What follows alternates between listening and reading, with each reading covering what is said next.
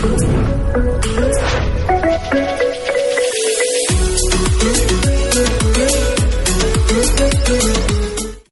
Guys, once again you all are welcome to IITN explains.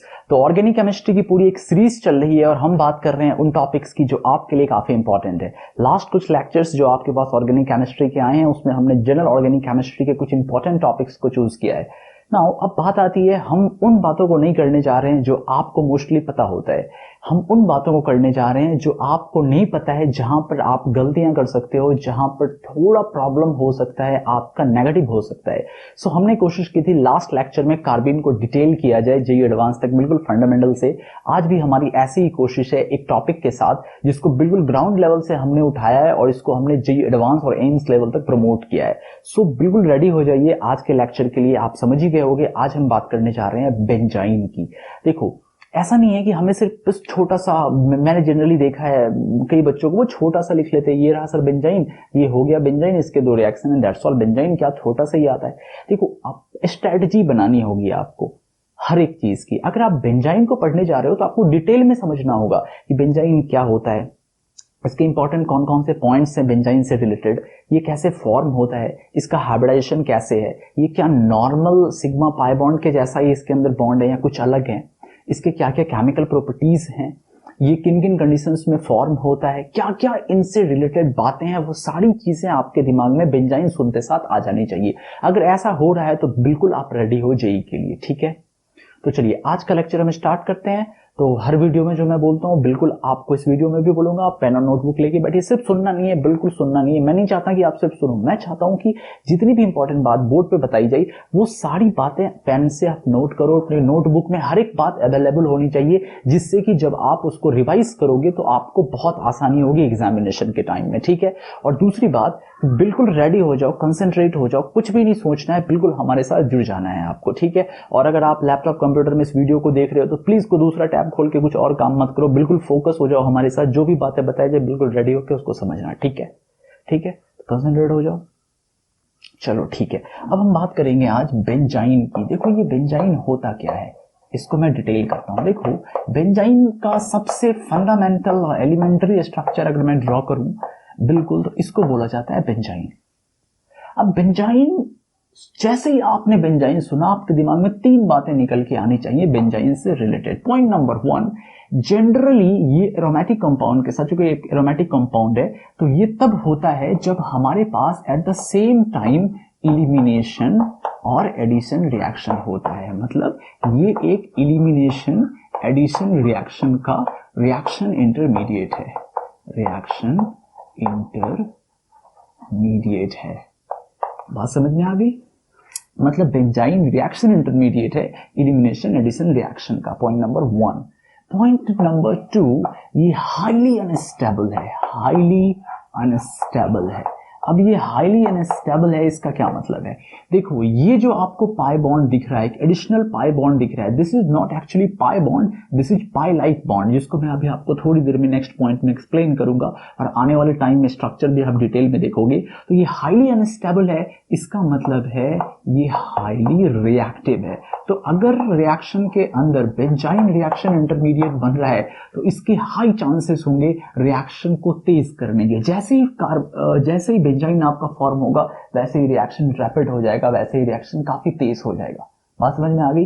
Third point, most important, ये एक additional पाई like bond रखता है, additional पाई like bond. देखो, ये pi bond नहीं है, ये एक पाई लाइक बॉन्ड है। मैं इसको एक्सप्लेन करूंगा। और ये पाई लाइक बॉन्ड बहुत ही पुअर ओवरलैपिंग से बनता है, जिसको मैं एक्सप्लेन करूंगा।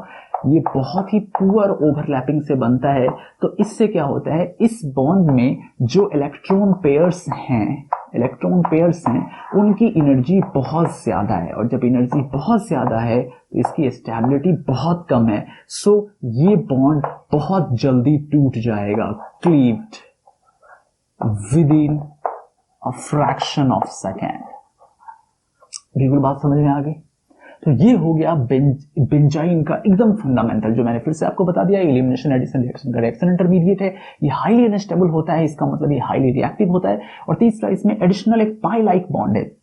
मैं इसको एक्सप्लेन करूंगा मैंने पाई बॉन्ड क्यों नहीं बोला है, इसको पाई लाइक बॉन्ड क्यों बोला है। और ये पूरा ओवरलैपिंग से बनती है तो इलेक्ट्रॉन पेयर स्टेबलाइज नहीं हो पाते हैं, ये ज्यादा अच्छी तरीके से मॉलिक्यूलर ऑर्बिटल में आपको पता है एमओज में नहीं जा पाते हैं, बीएमओज में नहीं जा पाते हैं, जिससे इनकी एनर्जी बढ़ जाती है और स्टेबिलिटी कम हो जाती है। दैट्स ऑल, बिल्कुल क्लियर है। चलिए अब जो दूसरी बात हमारे पास निकल के आएगी, ये जो बेंजाइन है ये किन किन रिएक्शंस के अंदर होता है, इस पूरे सिलेबस के अंदर हमें कहां कहां पर बेंजाइन रिएक्शन इंटरमीडिएट दिखेगा। तो मैं आपको 4 रिएक्शन ले लेता हूं, और भी बहुत ले जा सकते हैं बट मैं आपको 4 रिएक्शंस लेके समझाता हूं। जैसे कि मान लो हमारे पास क्लोरोबेंजीन है और अगर हमने इसका रिएक्शन करवाया है सोडामाइड के साथ, NaNH2 के साथ, या पोटेशियम एमाइड भी ले सकते हो और KNH2 के साथ, तब देखो हमारे पास क्या बनेगा। तो इस सिचुएशन में हमारे पास बनता है बिल्कुल इसी पोजीशन पे NH2 ग्रुप लग जाएगा, एनिलीन बन जाएगा, डिटेल किया जाएगा, इन सारी चीजों को बताया जाएगा, डोंट वरी, बस देखते जाओ। सेकंड, मान लो कि अगर हमारे पास कुछ ऐसा कंपाउंड होता है, सेम इसी कंडीशंस को मैं फिर से ले रहा हूं, मान लो अगर हमने क्लोरोबेंजीन लिया और अगर इसका रिएक्शन करवाया जाएगा किसके साथ, KOH के साथ, और टेम्परेचर रख दो 340 डिग्री सेंटीग्रेड, 340 डिग्री सेंटीग्रेड, तो भी हमारे पास फेनॉल फॉर्म होगा, फेनॉल फॉर्म होगा। ये मैं बात कर रहा हूं उन रिएक्शंस की जिसका इंटरमीडिएट, हम उन रिएक्शंस की बात कर रहे हैं जिनका इंटरमीडिएट बेंजाइन है।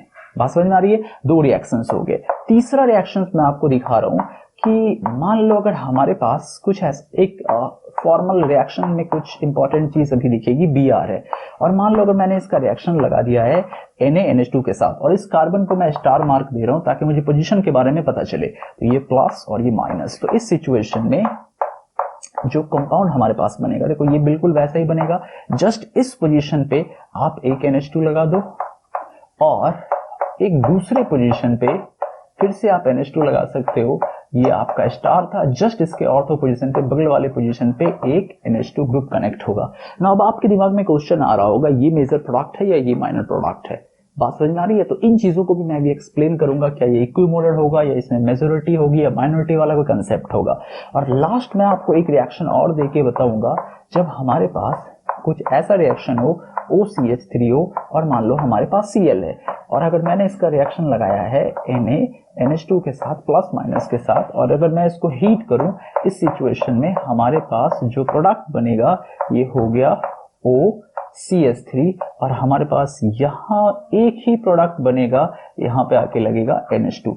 नाउ इन 4 रिएक्शंस जो मैंने आपको दिखाए हैं, इन 4 रिएक्शंस में रिएक्शन इंटरमीडिएट हमारा बेंजाइन है, बात समझ में आ रही है? और ये बेंजाइन कैसे कैसे इन प्रोडक्ट को डिसाइड कर रहा है, इन सारी चीजों को आप देखोगे, बिल्कुल बात समझ में आ रही है? इन 4 सिचुएशंस को मैं अभी आपको डिटेल में एक्सप्लेन करूंगा बेंजाइन फॉर्मेशन के साथ। चलिए अब मैं आपको एक्सप्लेन करके ये दिखाता हूं इन सारी चीजों को। बिल्कुल छोटा सा लेक्चर है, ज्यादा लंबा नहीं जाएगा, बट फिर भी काफी इंपॉर्टेंट है क्योंकि जनरली हम इन्हें छोड़ देते हैं। ओके चलिए नेक्स्ट हम बात करेंगे, सेकेंड पॉइंट पे आते हैं, इसका फॉर्मेशन एंड स्ट्रक्चर। देखो इससे रिलेटेड बात क्या है, सबसे पहले मैं आपको एक्सप्लेन कर दूं ये स्ट्रक्चर कैसे काम करता है। देखो अगर मान लो हमारे पास बेंजीन है कुछ ऐसा, अगर मान लो ये बेंजीन है, ये 1,2 सब्स्टिट्यूटेड है, या मान लो यहां पर कुछ ग्रुप लगे हुए हैं या हाइड्रोजन ही था, तो अगर मैं इससे इसके सब्स्टिट्यूटेड जो एलिमेंट या ग्रुप कनेक्टेड है मैं उसको हटा दूं, एक इलेक्ट्रॉन यहां रह गए, मान लो हाइड्रोजन को ही हमने हटा दिया, एक इलेक्ट्रॉन यहां एक इलेक्ट्रॉन यहां रह गए, मतलब मैंने क्या किया है, यहां पर जो 2 हाइड्रोजन से एक हाइड्रोजन को यहां से हटा दिया H+ में, एक हाइड्रोजन को यहां से हटा दिया, तो इस बेंजीन से 2 हाइड्रोजन हट गए। अब बच गए एक ऑर्बिटल सिंगल इलेक्ट्रॉन के साथ और ये बच गया एक ऑर्बिटल सिंगल इलेक्ट्रॉन के साथ। अब इस सिचुएशन में क्या होगा, देखो इसका जो प्लेन है, चूंकि इसके अंदर रेजोनेंस काम कर रहा है, ये प्लेन इस सिग्मा को रिपेल करेगा तो ये थोड़ी दूर हट जाएगा, वैसे ही ये इसको रिपेल करेगा तो ये इससे थोड़ी दूर हट जाएगा। लेकिन होगा क्या, चूंकि इन दोनों का पैरेलल ओवरलैपिंग होने के लिए दोनों को एक दूसरे के पैरेलल होने की जरूरत है, बट एक्चुअल वे में जब इसमें रिपल्शन काम करता है तो ये एक दूसरे से दूर हट जाता है, ये एक दूसरे से दूर हट जाता है, तो अब इनके बीच में पैरेलल ओवरलैपिंग भी नहीं हो पाती है। बहुत ही लेस एक्सटेंट ऑफ ओवरलैपिंग होती है, बहुत ही बुरी ओवरलैपिंग होती है, बहुत ही कमजोर ओवरलैपिंग होती है। इसीलिए ये जो बॉन्ड बन रहा है एडिशनल बॉन्ड, इसे हम पाई ना बोल के पाई लाइक बॉन्ड बोलेंगे। क्या बोलेंगे इसको? पाई लाइक बॉन्ड। और पाई लाइक बॉन्ड बोलने का रीजन यही है, इस प्लेन के रिपल्शन की वजह से इलेक्ट्रॉन एक दूसरे से काफी दूर हट गए हैं, चूंकि इन दोनों को बिल्कुल एक प्लेन में आना चाहिए। मतलब अगर एक इस तरीके से है और एक इस तरीके से है तो इन दोनों के बीच में ओवरलैपिंग होगी। लेकिन हुआ क्या है, ये एक ऐसा हो गया है और ये एक ऐसा हो गया है। बात समझ में आ गई है? तो ये जो बॉन्ड बन रहा है, तो इसको आप ट्रिपल बॉन्ड मत बोलना प्लीज, इसको ट्रिपल बॉन्ड मत बोलना। दो बात याद रख लो, ये पाई लाइक बॉन्ड है, ये पाई से भी पुअर होता है, इसीलिए रिएक्टिविटी काफी ज्यादा है। पॉइंट नंबर 2, ये कभी भी रेजोनेंस में पार्टिसिपेट नहीं कर सकता है। रेजोनेंस में जो बॉन्ड पार्टिसिपेट करते हैं वो ये इंटरनल बॉन्ड है, ये इसके डिफॉल्ट बॉन्ड्स है। बिल्कुल क्लियर है बात?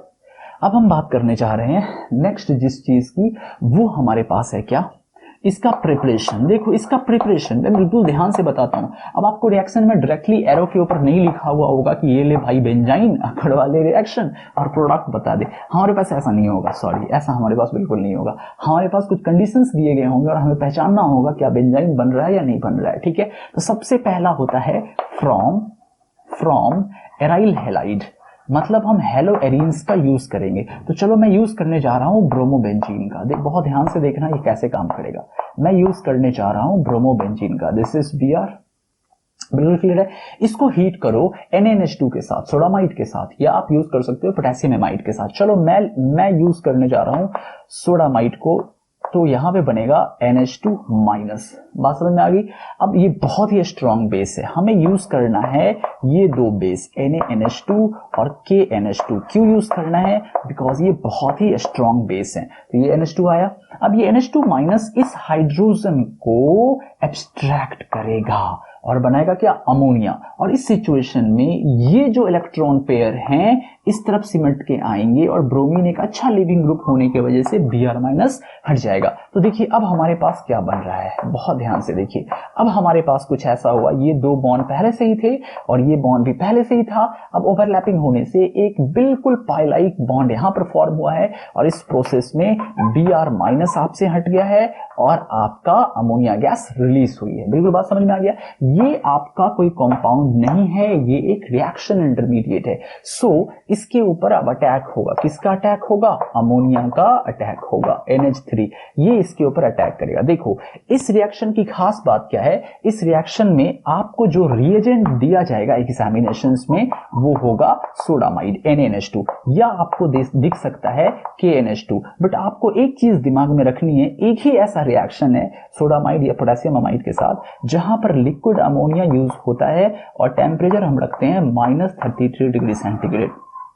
ध्यान से देख लो, आईटी ने कई बार इस तरह के क्वेश्चंस पूछे हैं। अगर आपको एरो के ऊपर सोडामाइड या पोटेशियम अमाइड दिख जाए और लिक्विड अमोनिया -33 डिग्री सेंटीग्रेड पे दिख जाए, आप समझ जाना कि कुछ बेंजाइन रिलेटेड बात होने जा रही है।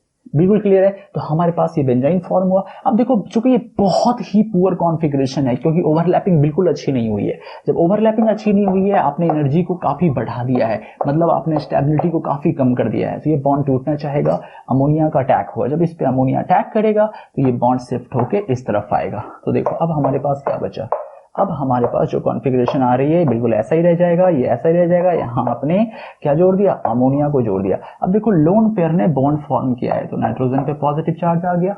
अब ये बॉन्ड उठ के बाहर आ गया, तो ये इलेक्ट्रॉन पेयर नेगेटिव चार्ज यहाँ पर आ गया। नेक्स्ट कंडीशन में क्या मैं अमोनिया को ऐसे लिख सकता हूँ NH2H? अब देखो ये just like acid base reaction के जैसा है, ये H+ यहां डोनेट हो जाएगा और ये जो इलेक्ट्रॉन पेयर थे इस पॉजिटिव के इलेक्ट्रिक फील्ड की तरफ अट्रैक्ट होंगे। ध्यान से देखो, सबसे पहले हमने क्या किया, NH3 का अटैक करवाया, बॉन्ड यहां शिफ्ट हो गया, एक इलेक्ट्रॉन पेयर यहां बच गया। अब चूंकि नाइट्रोजन ने अपने लोन पेयर का यूज किया है बॉन्ड फॉर्मेशन के लिए, हमने नाइट्रोजन पे पॉजिटिव चार्ज दे दिया। अब देखो होगा क्या, ये पॉजिटिव चार्ज खुद को न्यूट्रलाइज करने के लिए बॉन्ड पेयर को अपनी तरफ अट्रैक्ट किया। एक फायदा इसका हो गया क्योंकि इसका पॉजिटिव न्यूट्रलाइज हो गया, लोन पेयर फिर से रिस्टोर हो गया। दूसरा, अगर ये H+ यहां से अटैक करके इस पे कनेक्ट हो जाए तो क्या होगा, तब हमारे पास जो स्ट्रक्चर फॉर्म होने जा रहा है ये ऐसा है, और ये हो गया आपके पास NH2 और यहां पर कनेक्ट हो गया हाइड्रोजन। फिर से एरोमेटिसिटी हमारे पास बरकरार होगी। तो हमने रिएक्शन इंटरमीडिएट यहाँ पर बेंजाइन फॉर्म किया था और फाइनली हमने प्रोडक्ट बनाया एनिलीन। तो इस तरीके से आपने अभी अभी देखा कि जिस जगह पे ब्रोमीन था, ब्रोमीन बिल्कुल हट गया और उसके जगह पर NH2 फॉर्म हुआ वाया बेंजाइन। बिल्कुल क्लियर है।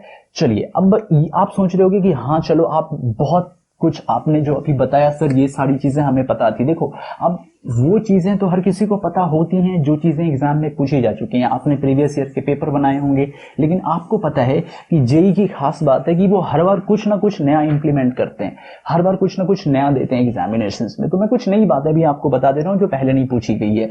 जैसे कि मान लो अगर हमारे पास 1,2 डाई सब्स्टिट्यूटेड कंपाउंड होता या 1,2 डाई हेलो कंपाउंड होता है। जैसे कि मान लो अगर हमारे पास यहां पर है Br और हमारे पास है यहां पर I, तो मैं जो सेकंड मेथड आपको बता रहा हूं प्रिपरेशन का, from 1,2 die hello compound, from 1,2 die hello compound. अलग भी हो सकते हैं, सेम भी हो सकते हैं। तो हमने यहां पर डिफरेंट लिया है। आपको कुछ ऐसा करना है, इसको मैग्नीशियम मेटल के साथ हीट करना है। आप यहां पर ड्राई ईथर रख सकते हो या टेट्राहाइड्रोफ्यूरान रख सकते हो, ठीक है। नॉर्मल आपको पता है ग्रिग्नार्ड रिएजेंट फॉर्म होगा, लेकिन देखने वाली बात यह है कि ये मान लो पाथ 1 से अटैक कर रहा है, ये मान लो पाथ 2 से अटैक कर रहा है। किस पर अटैक करेगा जल्दी बताओ। यस, अगर तुम आयोडीन सोच रहे हो तो बिल्कुल सही सोच रहे हो, ब्रोमीन सोच रहे हो तो गलत सोच रहे हो, क्योंकि जो ये वाला बॉन्ड है ये पुअर बॉन्ड है, वीक बॉन्ड है, लंबा बॉन्ड है, आसानी से टूटेगा। तो मैग्नीशियम यहां अटैक करेगा। ये भी आपने बहुत सारे रिएक्शंस ऐसे देखे होंगे। तो यहां और हमारे पास ये Br बिल्कुल वैसे ही रह गया और हमारे पास फॉर्म हुआ सॉरी MgI। देखो अब नेक्स्ट हमारे पास क्या होगा, ये अगर ये बॉन्ड वापस आना चाहे, क्योंकि मेटल के साथ है, ब्रोमीन यहां से रिमूव हो जाता है। मतलब जनरली ऐसा होता नहीं है, ये तब होता है जब हम उसको हीट करते हैं और कम से कम 120 डिग्री सेंटीग्रेड पे हीट करते हैं, तब हमारे पास फॉर्म होता है एक रिएक्शन इंटरमीडिएट। और रिएक्शन इंटरमीडिएट क्या है, बेंजाइन। बिल्कुल बात समझ में आ गई। तीसरा और सबसे इंपॉर्टेंट रिएक्शन है कंपटीशन के लिए, ध्यान से देखो। इसमें आपको क्या करना है, आपको यहां पर भी 1,2 डाई सब्स्टिट्यूटेड कंपाउंड लेना है। 1,2 डाई सब्स्टिट्यूटेड कंपाउंड आपको लेने हैं, बट आपको ये ध्यान रखना है कि जो यहां पर 1 और 2 पोजीशन पे ग्रुप होने चाहिए वो गुड लिविंग ग्रुप होने चाहिए, वो बहुत ही अच्छे लिविंग ग्रुप होने चाहिए, ठीक है। मैं इसको एक्सप्लेन कर रहा हूं कैसे। देखो जैसे कि अब ऐसा क्या होगा आप सोच रहे होगे, देखो अगर जैसे कि मान लो यहां पर डाइजोनियम ग्रुप हमने लगा दिया, N triple bond N positive, और यहां पर हमने एक एस्टर या एसिड का ग्रुप लगा दिया है COO-, ठीक है। मान लो वो डाइजोनियम क्लोराइड होता और यहां पर Na लगा हुआ होता तो NaCl हट जाता। बात समझ में आ रही है। तो नॉर्मल जब आप इस तरह के सॉल्ट को हीट करोगे होगा क्या, ये नेगेटिव चार्ज अंदर की तरफ आएगा, CO2 फॉर्म करेगा, ये बॉन्ड इस तरफ जाएगा, ये सिमट के ऊपर आ जाएगा, क्योंकि नाइट्रोजन पे पॉजिटिव चार्ज है तो ये खुद को स्टेबलाइज करने के लिए इसको अट्रैक्ट करेगा। और आपको पता है कि पूरी ऑर्गेनिक केमिस्ट्री में कोई ग्रुप सबसे अच्छा लिविंग ग्रुप है ऑन द टॉप, तो वो है ये ग्रुप। तो नाइट्रोजन हट गया और CO2 हट गया और हमारे पास फॉर्म हुआ है फिर से बेंजाइन, और इस प्रोसेस में नाइट्रोजन गैस निकली है, इस प्रोसेस में CO2 गैस निकली है। तो आपको एरो पे ये रिएक्शंस दिख सकते हैं, आप समझ जाना कि हम बेंजाइन की बात कर रहे हैं। बिल्कुल क्लियर है। अब हम नेक्स्ट क्या करें। अब आप सोच रहे होंगे कि सर नेक्स्ट कुछ करो इससे रिलेटेड। प्रॉब्लम्स की बात आपने की है पिछले लेक्चर्स में, तो हमने कुछ प्रॉब्लम्स निकाले हैं आपके लिए लास्ट कुछ ईयर से रिलेटेड। बस थोड़ा आपको और टाइम लूंगा, फिर ये क्लियर हो जाएगा। इन प्रॉब्लम्स पे हम बात कर लेते हैं। देखो मैं एक साथ आपके 4-5 प्रॉब्लम सॉल्व कर देता हूं। देखो हमारे पास कई केसेस थे, N2 पॉजिटिव, यहां पर मान लो Cl माइनस है और यहां पर है COO Na प्लस, ठीक है। अब इसको हीट किया गया है, इसको हीट किया गया था, कुछ टेम्परेचर आपको दे दिया जाएगा। आपको पता है रिएक्शन इंटरमीडिएट बनने जा रहा है बेंजाइन, क्लियर है। ये हमने बना लिया बेंजाइन। अब आपके पास कई क्वेश्चंस एग्जाम्स में पूछे जा चुके हैं। सबसे पहला क्वेश्चन, अगर हम इसका रिएक्शन अभी अभी आपने देखा है NaNH2 के साथ करवा दें, ठीक है। कहां करवाना है आपको, लिक्विड अमोनिया में, लिक्विड अमोनिया में, और टेम्परेचर आपको रखना है -33 डिग्री सेंटीग्रेड। तो देखो हमारे पास क्या फॉर्म होगा, हमारे पास फॉर्म होगा बिल्कुल इसी पोजीशंस पे जहां पर ट्रिपल बॉन्ड बन रहा है। मतलब यहां पर ट्रिपल बॉन्ड बना है, आप यहां या यहां किसी भी जगह दे सकते हो। कौन सा ग्रुप दे सकते हो, NH2। बिल्कुल क्लियर है। चलिए नेक्स्ट हम इसका अगर रिएक्शन करवा देते हैं NaOH के साथ और टेम्परेचर रख देते हैं 350 डिग्री सेंटीग्रेड, तो हमारे पास फॉर्म हो जाएगा ये और यहाँ पे क्या फॉर्म हो जाएगा OH। बिल्कुल क्लियर है। नेक्स्ट रिएक्शन मैं लेने जा रहा हूं। इस बार मैं रिएक्शन करवा दूं, मान लो हमने रिएक्शन करवा दिया है ट्राइफिनाइल मीथेन के साथ PH3C और H के साथ। देखो यहां पर भी H कनेक्ट होगा, यहां पर भी H कनेक्ट होगा, और अगर मैं इसके साथ रिएक्शन करवा रहा हूं तो फिर से वही कंसेप्ट आएगा, यहां पर कनेक्ट होगा PH3C CPH3 और यहां कनेक्ट होगा H। आप कुछ और रिएक्शन ले सकते हो जैसे CH3NH2, ये सब एग्जाम्स में पूछे गए हैं, पूछे जा सकते हैं। आपको ये बिल्कुल एरो वाले क्वेश्चंस में आएंगे, कई बार ये एरो वाले क्वेश्चंस में आ चुके हैं, मेडिकल एंट्रेंस एग्जामिनेशंस में भी आ चुके हैं। तो CH3NH2 है, अगर हम इसके साथ रिएक्शन करवा दें यहाँ और हमारे पास यहाँ कनेक्ट हो जाएगा NHCH3 और यहाँ कनेक्ट हो जाएगा H। बिल्कुल क्लियर है, बिल्कुल बात समझ में आ गई, कोई डाउट नहीं होगा। तो इस तरीके से आप बहुत सारे कंपाउंड, जैसे मैं एक क्वेश्चन और ले रहा हूं, जैसे कि मान लो अगर हमारे पास है CH3Li, अगर हम इसके साथ रिएक्शन करवा दें तो हमारे पास क्या फॉर्म होगा, हमारे पास फॉर्म होगा, पहले यूज होगा CH3, फिर हमारे पास फॉर्म होगा Li। अब मान लो हमारे पास ये, चूंकि एक पिछला क्वेश्चन था, फिर बोला गया था CO2 और H प्लस के प्रेजेंस में हीट किया गया, नो प्रॉब्लम। अगर आपने ये ग्रिग्नार्ड रिएजेंट के जैसा बना लिया है ना, फिनाइल लिथियम के जैसा ये सब्स्टिट्यूट हो गया, CO2 के साथ करोगे यहाँ पर CO ग्रुप ऐड हो जाएगा, आपको बहुत अच्छे से पता है। तो ये हो गया दिस और यहाँ पे हो गया CH3 और यहाँ पे हो जाएगा COH। देखो कितनी आसानी से प्रॉब्लम हो रही है मेरे भाई, कितनी आसानी से हो रहे हैं, कुछ भी तो नहीं था। हमें बस पता होना चाहिए कि बेंजाइन कैसे बनेगा, फिर हमें पता होने चाहिए इनके रिएक्शंस कैसे, सारे के सारे रिएक्शंस तो आपको आते थे, सारे आपने बना दिए होंगे। ये ऑर्गेनोमेटालिक का था, ऑर्गेनोमेटालिक से रिलेटेड लेक्चर्स भी आएंगे, डोंट वरी। और ये बाकी सारे रिएक्शंस आपने अभी अभी पढ़े हैं, क्या था, कुछ भी तो नहीं था। बिल्कुल बात समझ में आ रही है।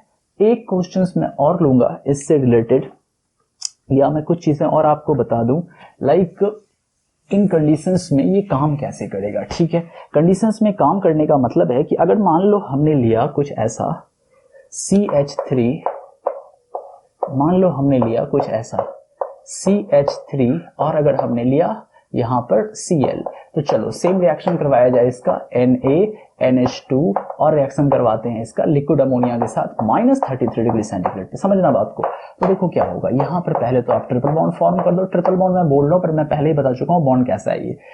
ये बॉन्ड आपके पास फॉर्म हो ना हो। अब देखो दो बात हो रही है। पहली बात हमारे पास देखो ये ऐसा नहीं फॉर्म होगा, ये यहां से और यहां से फॉर्म होगा। मतलब कहने का मतलब है ये पोजीशन तो बिल्कुल वैसा ही रहेगा CH3, यहां पर तो हाइड्रोजन है ही नहीं, तो बॉन्ड यहां से हटेंगे तो यहां पर एक पाइलाइक बॉन्ड बनेगा और फिर आपके पास इसको छोड़ दो, यहां बनेगा और यहां बनेगा। बात समझ में आ गई। अब बात है कि नेक्स्ट क्या होगा। अब देखो इस पे NH2 का अटैक होगा, तो दो तरीके से NH2 का अटैक हो सकता है। मतलब NH3 के साथ जो हम रिएक्शन करवा रहे थे, देखो क्या क्या होगा। हमारे पास फॉर्म होगा दिस CH3 यहां पे था। अब देखो एक तो हो सकता है कि यहां पर आप NH2 ग्रुप को जोड़ दो, और एक दूसरा हो सकता है कि कैसे हो रहा है, बिल्कुल आप सब समझ रहे होंगे, इसमें से कोई भी डाउट नहीं होगा आपको। यहां और यहां, ये तो CH3 था। देखो एक तो हमने यहां जोड़ दिया, मैंने प्रीवियस केस में बताया यहां, और दूसरा हो सकता है यहां। तो एक हो सकता है NH2 यहां।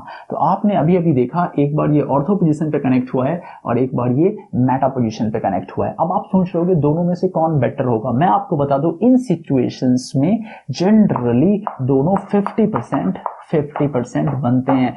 अगर मान लो बहुत ही ज्यादा ट्रैफिक ऑर्थो पोजीशन पे होगा, उन कंडीशंस में ये मेटा पे कनेक्ट होगा, मेजर प्रोडक्ट। जैसे मैं आपको दिखाता हूं, अगर इसी क्वेश्चन को मैं थोड़ा आपको घुमा दूं, मेजर माइनर का भी मैं कंसेप्ट आपको सिखा देता हूं।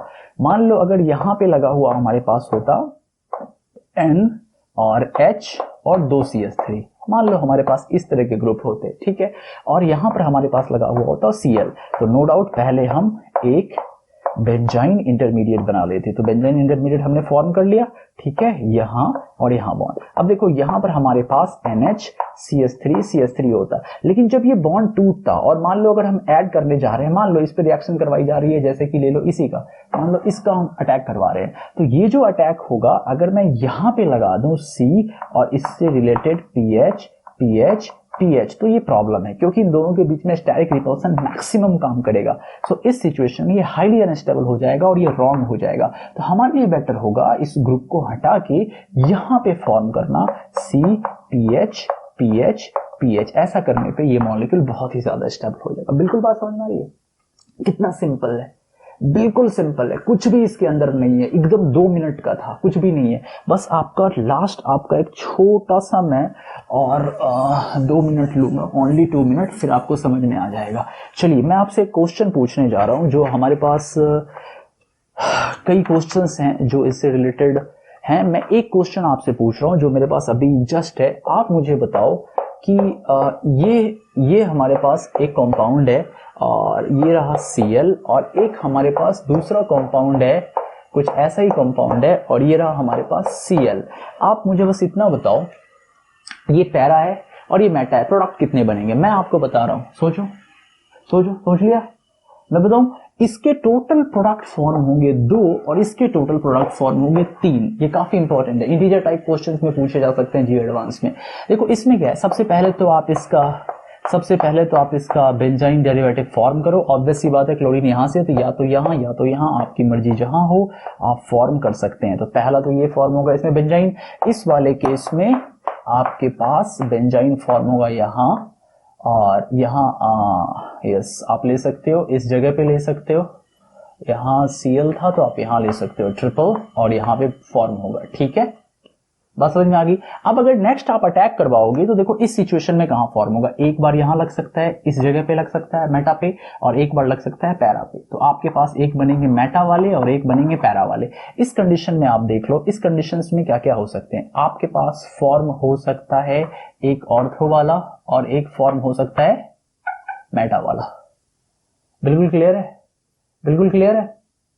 ठीक है, तुमने अभी देखा कि इस कंडीशंस में जो हमने ट्रिपल बॉन्ड फॉर्म किया था, मतलब जो एक एडिशनल बॉन्ड फॉर्म किया था यहां से और यहां से हटाया था, यहां पे ट्रिपल बॉन्ड फॉर्म हुआ था, एक एडिशनल बॉन्ड फॉर्म हुआ था। तो हो सकता है इस जगह पर एक सब्स्टिट्यूएंट लग जाए, या हो सकता है इस जगह पे एक सब्स्टिट्यूएंट लग जाए। तो हमारे पास 2 प्रोडक्ट बन सकते हैं, या तो ऑर्थो या तो मेटा वाले।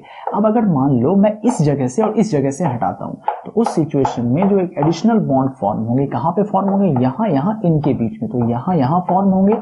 ठीक है, अब इस सिचुएशन में अगर मैं अब इससे प्रोडक्ट ड्रॉ करूं तो 2 प्रोडक्ट बन सकते हैं, एक तो मेटा वाले बन सकते हैं और एक तो पैरा वाले बन सकते हैं। मतलब एक यहां पे बन सकते हैं और एक यहां पर बन सकते हैं। तो हमारे पास टोटल कितने हो गए? देखो, ऑर्थो मेटा तो कॉमन है, पैरा मतलब ऑर्थो मेटा एंड पैरा, हमारे पास टोटल 3 तरह के प्रोडक्ट बने।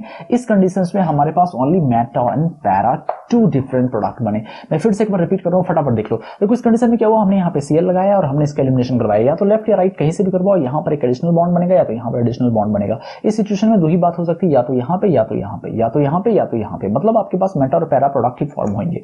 यहाँ पर हमने क्लोरीन लिया है, हम यहाँ पे 2 तरीके से एलिमिनेशन करवा सकते हैं, एक तो Cl यहाँ से और H यहाँ से हटा है, तो यहाँ पर एडिशनल बॉन्ड फॉर्म हुआ। तो उस कंडीशंस में आपके एक मेटा और एक पैरा फॉर्म होंगे। अगर आपने यहां से Cl लिया और यहां से हाइड्रोजन हटा एलिमिनेशन करवाया है, तो यहां पर एडिशनल बॉन्ड फॉर्म होगा, तब आपके एक प्रोडक्ट यहां जाके बनेंगे और एक प्रोडक्ट यहां पे आके बनेंगे। तो ऑर्थो एंड मेटा, मतलब हमारे पास ortho meta para in situations में बनेंगे। तो अगर आपके पास मेटा सब्स्टिट्यूटेड कंपाउंड हो, उस सिचुएशन में अगर आप एलिमिनेशन एडिशन करवा रहे हो तो आपका ऑर्थो मेटा एंड पैरा बनेगा। लेकिन अगर आपका पैरा सब्स्टिट्यूटेड कंपाउंड हो, हेलो कंपाउंड हो, इस सिचुएशन में मेटा एंड पैरा बनेंगे। बहुत इंपॉर्टेंट है जेईई एडवांस में इंटीजर टाइप क्वेश्चंस के लिए। बिल्कुल बात समझ में आ गई? पूरा कंसेप्ट क्लियर हुआ बेंजाइन का? किसी भी तरह का कोई डाउट है? नहीं होगा, हमने ढेर सारे प्रॉब्लम्स भी लिए और पूरे कंसेप्ट को आपको समझाया है। तो चलिए अब लास्ट राउंड में जो मैं हर बार बोलता हूं, अब फटाफट रैपिड रिवीजन एक बार देते हैं। ठीक है, रेडी हो? Close your eyes. चलो, तो आज हमने सीखा है सबसे पहले बेंजाइन क्या होता है, बेंजाइन कितने तरह के होते हैं। बेंजाइन के सबसे इंपॉर्टेंट प्रॉपर्टीज हमने देखे हैं कि बेंजाइन बेसिकली मोस्ट रिएक्टिव होते हैं, ये एलिमिनेशन एडिशन रिएक्शन से फॉर्म होते हैं।